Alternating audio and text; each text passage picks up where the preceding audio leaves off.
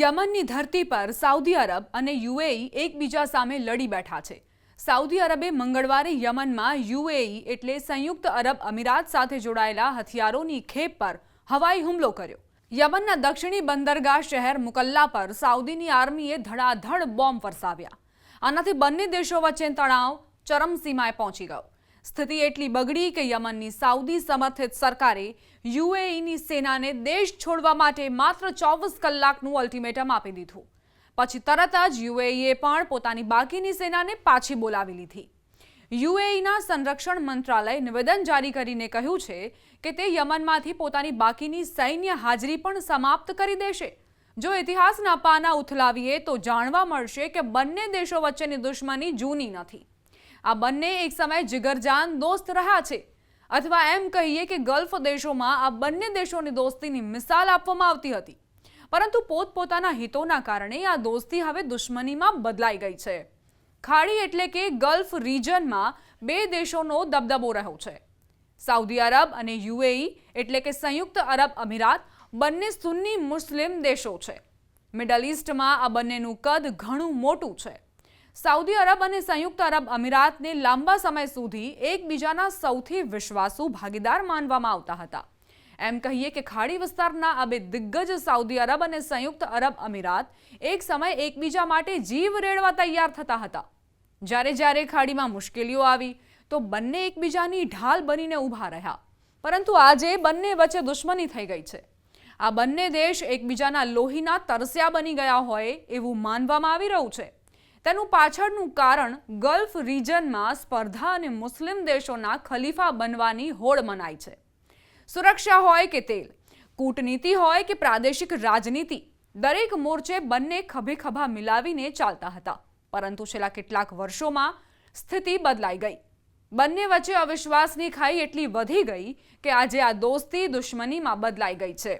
હવે યમનના મુદ્દે Saudi Arab અને યુએઈ વચ્ચે તણાવ વધ્યો છે।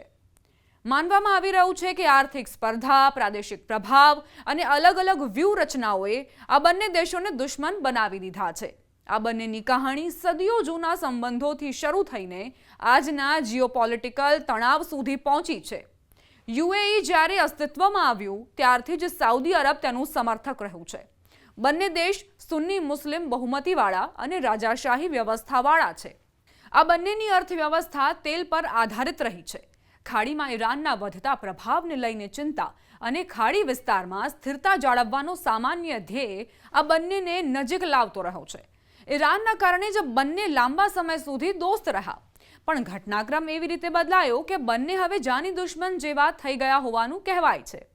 2010ના દાયકાની શરૂઆતમાં બંને દેશોની દોસ્તી ચરમસીમાએ હતી। ક્રાઉન પ્રિન્સ મોહમ્મદ બિન સલમાન અને યુએઈના શાસક મોહમ્મદ બિન ઝાયદે વ્યક્તિગત સંબંધો મજબૂત કર્યા। તેઓ ઇસ્લામિક કટ્ટરવાદ અને ઈરાન વિરુદ્ધ એકજૂટ થયા, પરંતુ ધીરે ધીરે તિરાડો ઉભરી આવી। વર્ષ 2011માં જ્યારે અરબ સ્પ્રિંગ ક્રાંતિએ જોર પકડ્યું તો બંનેએ મળીને યમનમાં ઈરાન સમર્થિત હુથીઓ વિરુદ્ધ ગઠબંધન બનાવ્યું। 2011માં આવેલી અરબ સ્પ્રિંગે મધ્ય પૂર્વની રાજનીતિને ડોલાવી નાખી હતી। મિસ્રમાં જનરલ સીસીની સરકારને સમર્થન આપવું હોય કે લિબિયા યમનમાં દખલ, બંને દેશોએ મળીને વ્યૂહરચના બનાવી। આ સમયે આ જોડીને અરબ વર્લ્ડના ટ્વિન પિલર્સ કહેવા લાગ્યા। 2011માં સંયુક્ત અરબ અમીરાત અને યુએઈએ ઇસ્લામિક આંદોલનો વિરુદ્ધ એક સંયુક્ત મોરચો બનાવ્યો। બહરીનમાં વિદ્રોહને દબાવવા માટે સંયુક્ત સેના મોકલી અને 2013માં મિસ્રમાં મુસ્લિમ બ્રધરહુડ સરકારને સેના દ્વારા હટાવવામાં સમર્થનનો સમન્વય કર્યો। જોકે 30 ડિસેમ્બર 2025ના રોજ સાઉદી જેટ્સ અને યુએઈમાં દુશ્મની ફાટી નીકળી। દુશ્મનીનું અસલ કારણ યમનનું દક્ષિણી બંદરગાહ મુકલ્લા બન્યું। સાઉદી અરબના નેતૃત્વવાળા ગઠબંધનને મુકલ્લા બંદરગાહ પર એક હવાઈ હુમલો કર્યો। સાઉદી અરબનો દાવો છે કે તેમણે એક ડોકને નિશાન બનાવ્યું, જેનો ઉપયોગ યુએઈ સમર્થિત અલગતાવાદીઓને વિદેશી સૈન્ય સહાય પહોંચાડવા માટે કરવામાં આવતો હતો।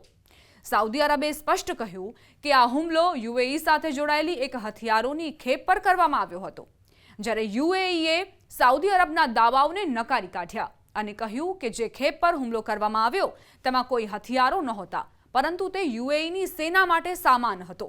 કહેવાઈ રહ્યું છે કે દુશ્મની પાછળ આર્થિક હિતો જોડાયેલા છે। બંને દેશ તેલથી આગળ વધવા માંગે છે।